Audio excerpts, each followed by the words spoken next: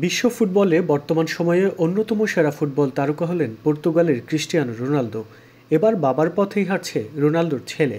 প্রথমবারের মতো পর্তুগালের অনূর্ধ্ব-15 জাতীয় দলে ডাক পেলেন ক্রিস্টিয়ানো জুনিয়র। আগামী জুনে 15 বছর পূর্ণ হবে রোনালদোর ছেলে। তার আগেই দেশের জার্সিতে প্রতিনিধিত্ব করার সুযোগ পেল ফুটবল জুনিয়র রোনালদো।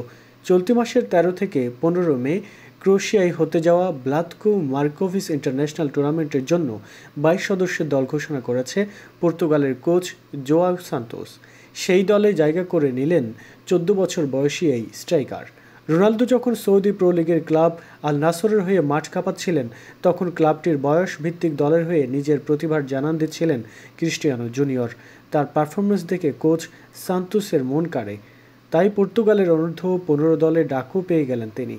উল্লেখ্য, টুর্নামেন্টে মাত্র 4টি ম্যাচ খেলবে পর্তুগালের জুনিয়র দল। এই দলের সুযোগ পেয়ে ক্রিস্টিয়ানো জুনিয়র কেমন খেললেন সেটাই এখন দেখার পালা।